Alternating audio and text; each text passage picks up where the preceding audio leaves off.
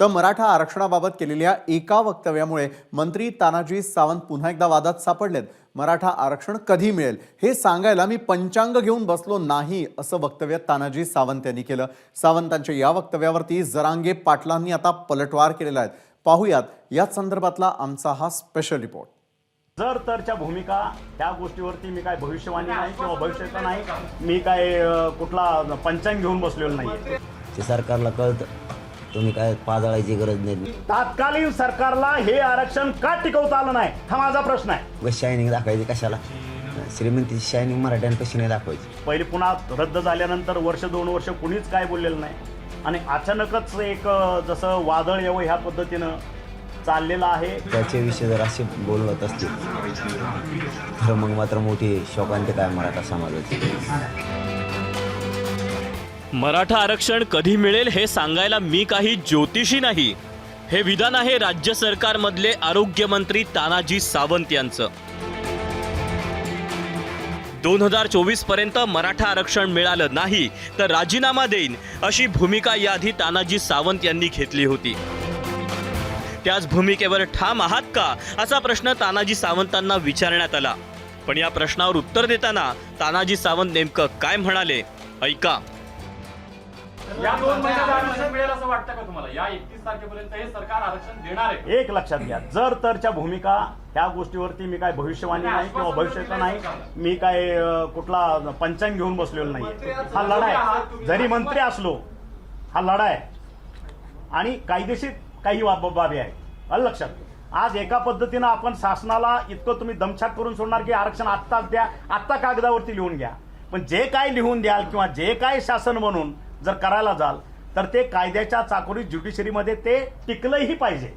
ते सरकारला कळतं, तुम्ही काय पाजळायची गरज नाही। ज्ञान सरकारला कळतं टिकणार द्यायचं का नाही द्यायचं आणि घ्यायचं का नाही घ्यायचं, मराठ्यांना सगळं कळतं।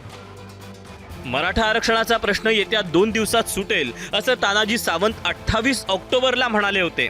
त्या वक्तव्यावरूनही तानाजी सावंतांनी यू-टर्न घेतला। अशा पद्धतीचा एखादा निर्णय ज्यावेळेस घ्यायचा असतो त्यावेळेस साधक-बाधक विचार महाराष्ट्र शासन करतंय आणि जे आमचे नेते आहेत, आमचे मुख्यमंत्री असतील, उपमुख्यमंत्री असतील, केंद्रातील काही नेते असतील, ह्या उपोषणावरती किंवा ह्या संपूर्ण चाललेल्या आंदोलनावरती बारीक लक्ष ठेवून आहेत आणि मला वाटतं ह्याच्यावरती लवकरच तोडगा निघण्याची शक्यता आहे। केंद्राची मदत घेतली जाईल या संदर्भात? केंद्राची काही मदत आरक्षणासंदर्भात नाही, ह्या बाबतीत खरं तर माझा अजून आमच्या वरिष्ठ नेत्याशी चर्चा झालेली नाही, पण एकंदरीत पाहता हा प्रश्न येत्या 1-2 दिवसात सुटेल अशी मला आशा आहे। माहिती तुम्ही मागे म्हणाला होता 2 दिवसात आरक्षण मिळेल, सरकार असेल एक ध्यानात घ्या, मी तुमची जी विचारता त्याच्यात करेक्शन करतो। मी तुळजापूरला दर्शनाला गेल्यानंतर मी हे म्हटलं होतं की 2 दिवसात ह्याच्यावरती तोडगा निघण्याची शक्यता आहे। वाक्य तपासून घ्या। मराठा आरक्षण ठाकरे सरकारमुळेच गेल्याचा आरोपही तानाजी सावंतांनी केला। सावंतांच्या याच आरोपांवर जरांगे पाटलांनी चांगलाच पलटवार केला। पार्ट 1 विषयी आपण काय विचारत नाही, टिकलेलं आरक्षण असेल, मी परत माझी पोटतिडी ऐकून घ्या, टिकलेलं आरक्षण का गेलं, का टिकवता आलं नाही त्या सरकारला? तात्कालीन सरकारला हे आरक्षण का टिकवता आलं नाही हा माझा प्रश्न आहे। बस शायनिंग दाखवायची कशाला? श्रीमंतीची शायनिंग मराठ्यांना कशी नाही दाखवायची? ती तुमच्या तिथंच तुमच्याजवळ ठेवायची आणि तुमची मस्ती तिकडेच दाखवायची। का टिकलं नाही, काय झालं बघावं, सांगावं समाजाला जरा, मस्तीतल्या का पाहण्याच्या उगाच। मराठा आरक्षणाचं वादळ अचानक का तयार झालं अशी शंका तानाजी सावंतांनी व्यक्त केली। गेली 2 वर्ष यावर कुणीच का बोललं नाही असा सवालही तानाजी सावंतांनी विचारला। आंदोलनाचं नेतृत्व कोण करतं, आंदोलन का करतायत? बरं, हे पहिलं आपल्याला आरक्षण मिळालेलं होतं, नंतर ते आरक्षण मिळालेलं एकदम रद्द झालं, पहिले पुन्हा रद्द झाल्यानंतर वर्ष 2 वर्ष कुणीच काय बोललेलं नाही आणि अचानकच एक जसं वादळ येवं ह्या पद्धतीनं चाललेलं आहे।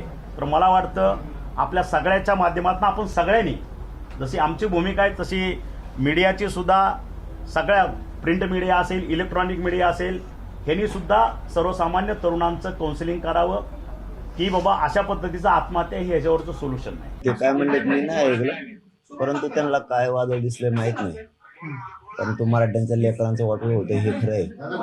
त्याला ते जर वादळ समजत असतील आणि त्याचे विषय जर असे बोलत असतील तर मग मात्र मोठी शोकांतिका आहे मराठा समाजाची. 2024 पर्यंत आरक्षण नाही मिळालं तुम्ही राजीनामा द्याल तर त्यावर ठाम आहात का तुम्ही? बघू ना, आता चाललंय ना.